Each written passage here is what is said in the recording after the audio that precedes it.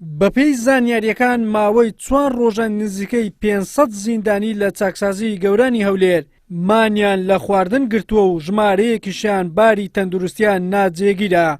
ئەوان داوا دەکەن ئەو بڕگە یاساییە جێبەجێ بکرێت کە دەرفەتی ئازادکردنی بە مەرجیان پێدەدات، بەڵام ئەنجومەنی دادوەری و دادگا داواکەیان ڕەت کردوتەوە.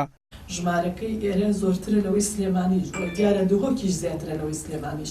سێ ئەندام لە لێژنەی کاروباری کۆمەڵایەتی و داکۆکیکردن لە مافی مرۆڤ لە پەرلەمانی کوردستان بۆ بەدواداچوون لەسەر کەیسەکە سەردانی مانگرتوانی چاکسازی هەولێریان کردووە. بۆیان دەرکەوتووە کە داواکاریەکەی مانگرتوان ڕەوایە و پێشتریش چەند کەسێک بە ئیستیسنا ئازاد کراون.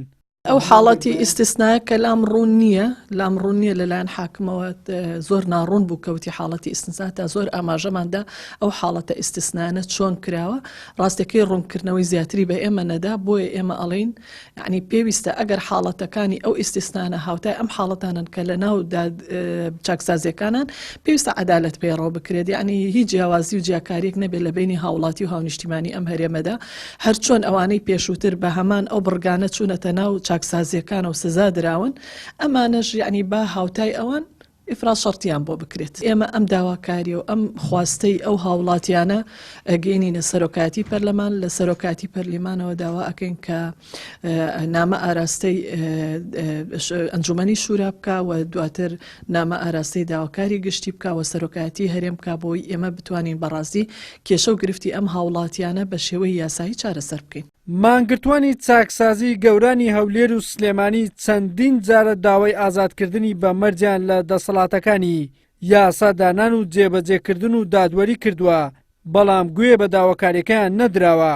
دوای بێ ئومێدبوونیان بەندکراوان بڕیاری مانگرتنیان داوە. ڕاوێژکارێکی یاسایی پەرلەمانی کوردستانیش دەڵێت داواکاری بەندیەکانی چاکسازی گەورانی هەولێر و سلێمانی یاساییە، ئەو جۆرە مامەڵەکردنەی دادوەرەکانیش لەگەڵ ئەو کەیسە نایاساییە. بۆیە ئەگەر هەر مانگرتوویەک شتێکی بەسەر بێت لە ئەستۆی دادوەرەکانە. بەداخەوە ئەو ئیجتیهادی کە مەجلیسی قەزا کردوێتی ئیجتیهادێکی نادروستە لە ڕووی یاساییەوە، چونکە نابێت دادوەر لە دەقێکی یاسایی جەزائیە ئیجتیهاد بکە و ئەو ئیستیسناءاتانەی چوار یاساکە چوار جۆری ژماردوو نابێ بیان کاتە 5 و 6. ئەو دەقانە تۆ بۆ نییە زیادەم بکەی. ئەم دەرفەتەکە دراوە بە بەندیەکان چاکسازیەکان ئامانجانەوەی کە کەسێک حکم درا لەوێدا چارەسەری بۆ بکرێ و چاکسازی تیا بکرێ، سلوک و هەڵسو کەوت و جۆرێک لە ئینحراف کە تووشی بۆ لە ئەنجامی ئەو تاوانەوە ئەنجامی داوە چارەسەر بکرێ. هەندێک لە هەڵاواردن کراوە بۆ بەردان و ئازادکردنی چەند کەسێ بۆ کەسی تر نەکراوە. یاساوا تەطبیق ناکرێ بەڕاستی. بۆ ئەم دۆخەی دروست کردۆمانگرتن من لە ئێستاەوە ڕای دەگەێنم هەر یەکێک لەو زیندانیانە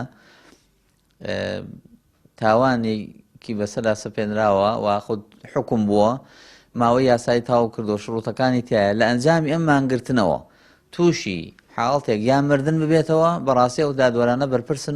بەپێی یاسا و بەندیانەی کە سزای قورس بەسەریان سەپێنراوە، ئەگەر هات و سێ لەسەر 4 ماوەی حکومەکەیان تەواو کرد و راپۆرتی کارگێڕی چاکسازیەکەش پشتگیری لە هەر زیندانی کراوە کرد کە لە ڕووی ڕەوشت و ئاکارەوە وەکو کەسێکی ئاسایی لێهاتۆتەوە و دەتواندرێت کۆمەلگا سوودی لێوەربگرێت بە مەرج ئازاد دەکرێت. بەڵام چەند ساڵێکە ئەو مادەی یاساییە لە کوردستان جێبەجێ ناکرێت، ئەوەش نیگەرانی و ناڕزایی زیندانیانی لێ کەوتۆتەوە. وەلی سەلیم، کەناڵی ئاسمانی پێیام، هەولێر.